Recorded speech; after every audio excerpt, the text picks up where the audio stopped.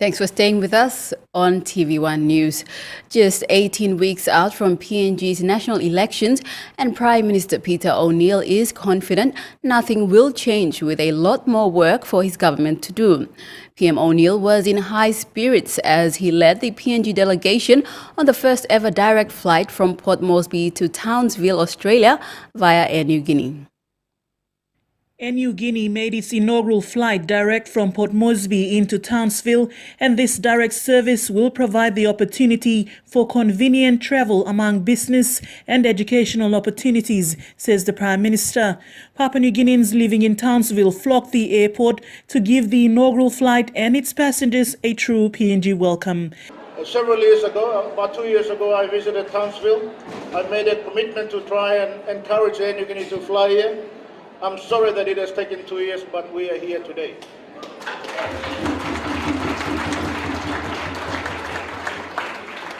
And I know that many of the folks here in Townsville, and of course many of the business community will continue to enjoy this service. We hope it will grow from strength to strength, and it gives a unique opportunity for you to not only visit our country, but of course as a stopover to visiting of the Asian countries that we fly to in many destinations over there. Chairman of the Air Niugini board, Sir Frederick Reha, said to assist residents in Townsville and PNG, Air Niugini has on offer competitive air travel and accommodation packages that will enable tourists to explore PNG, starting with the cultural aspects right across the nation.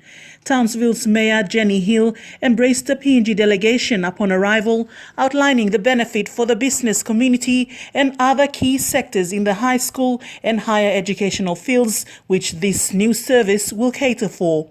And up to 5,000 Papua New Guineans reside here in the city of Townsville. And Townsville is said to be unlocking the potential and extraordinary growth of North Queensland. And with Air Niugini's inaugural flight direct from Port Moresby to Townsville twice a week, travellers can rest assured they'll be connecting to destinations right across Australia, Asia and beyond.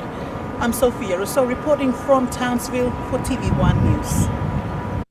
First-level training for all provincial election managers and returning officers for the 2017 national general elections will commence tomorrow at different venues in the 4 regions. Electoral Commissioner Patilius Gamato said this training is to prepare them to accept nominations from intending candidates once the writs are issued for the 2017 national elections on the 20th of this month. As election managers and returning officers in each of the 4 regions prepares for the training on Tuesday, the Electoral Commissioner's message to all of them is simple, and that is to uphold the Constitution and do their job honestly and diligently, as people will count on them to deliver a free, fair and safe election. On that note, Mr. Gamato reaffirmed that the PNG Electoral Commission is ready to deliver the election because its planning and preparations are all on target. Commissioner Gamato said there have been some changes to the returning officers, but PNG EC is dealing with that case by case. Meantime, Mr. Gamato has clarified that the dates for the 2017 national election approved by the Acting Governor-General Theo Zurenok in March 2016 have never been changed and remain. Mr. Gamato was responding to some media reports on April Fool's Day that the date for the election was deferred to August 2017. He called on journalists to exercise caution and ensure they do not misreport without checking out the information with the PNG Electoral Commission, as it is the only body that will inform the country on any changes to election dates. Glenda Popo, TVWan News.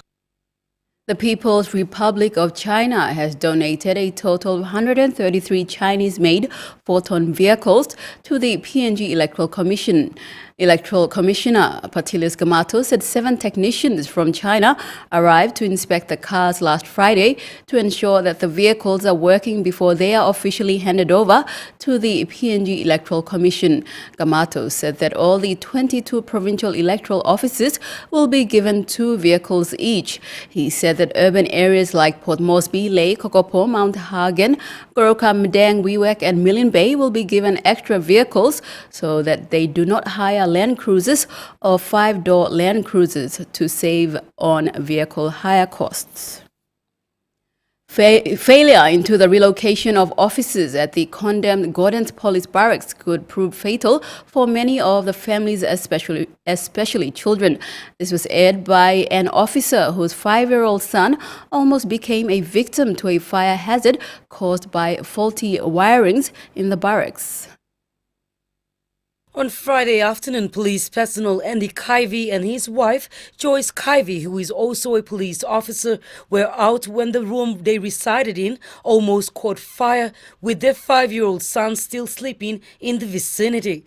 Police officer Andy Kivey said this is one of the reasons why the place was condemned, and it could have cost the life of his son if not for the quick actions of his colleagues and their families. Policeman looking fire kerap lene so all come na burkim dog onset he was sleeping so all go na karam come set all cap steam wara go onset na kill him fire fire cooking keten gora na fly wire melt lene. Thank you to all policeman on the Mary Blow all come that time will come Trevor on the Linda na allo line or come burkim dona saving baby blow me come set mila talk big thank you lol.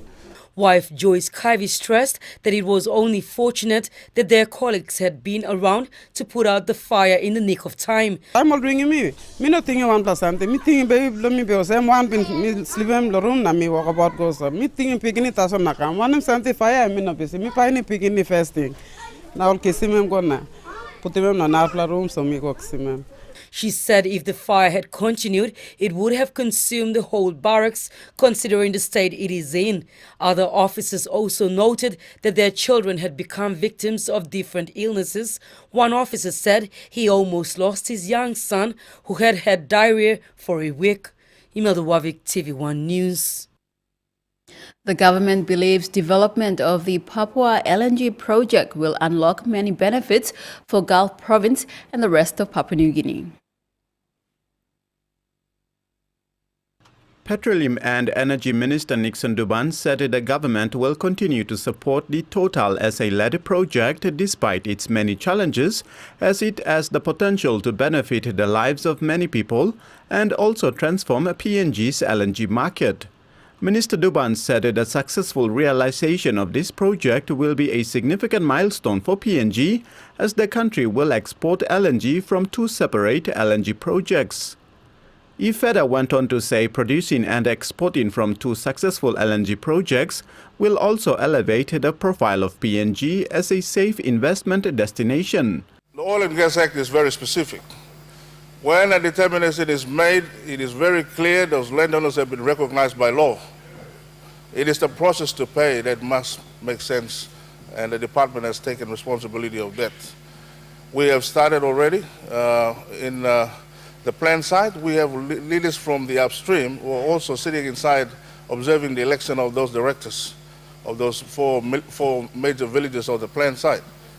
Now the question of when do we pay is a question that always pops up because everybody wants to get paid, and we are mindful of that, Mr. Speaker. The project partners have announced a certified gas reserve estimate of 6.5 trillion cubic feet.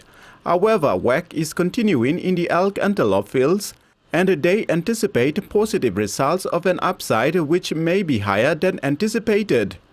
Tere Alex, TVWan News. Many Papua New Guineans and foreigners who have become naturalized citizens are often faced with the dilemma of having to look through more than one lens, and oftentimes interpretations can be off the mark. Dame Carol Kidu made the remark recently when addressing an audience in Port Moresby. Speaking about how PNG was transitioning from a traditional Melanesian society to demands of Western development within a short span of time, Dame Carol expressed well how expectations from both worlds often lead to a number of mistakes. Sometimes If we're working in a very expatriate environment, the people you're working with will not even understand that you are looking through a different lens. And I had to, in my politics, often stop myself and think, what lens am I looking through? Am I looking through a Melanesian lens as I look at the world? Am I looking through a Motu lens? Am I looking through a Western lens? Because if you find you're looking through a Western lens rather than a Motu lens, but you're working in a Motu society, you'll make many mistakes that will often, not necessarily tie with depression, but it's all about the mind and how we see and view and interpret the world around us. She believes if a balance can be found to help capture the best of both worlds, then PNG will succeed as a nation. Something to actually think about, because you know, I've often said, if we could take the best of both worlds, we would be the greatest nation in this world. There is so much to offer from the old and so much to offer from the new. I've said that to the American, in front of the American ambassador once. She was sitting there with a room full of Papua New Guineans. Dame Carol Kidu was the only female member of parliament in the 2002 to 2012 national parliaments and served as Minister for Community Development. She was the leader of the Melanesian Alliance Party until her retirement. And now we take a look at the finance news. The kina opened unchanged at $0.3145 in the interbank market. At Bank South Pacific, the kina was buying $0.3070, $0.3996 Australian dollars, €0.2857 and 33.94 Japanese yen. Looking at commodity prices at New York close, gold, copper closed higher. Cocoa, copra, palm oil and crude oil closed lower, while coffee closed the day unchanged. And on the stock market, the Dow Jones closed at 65 points lower, the ASX closed at 31 points lower, and the All Ordinaries closed at 28 points lower.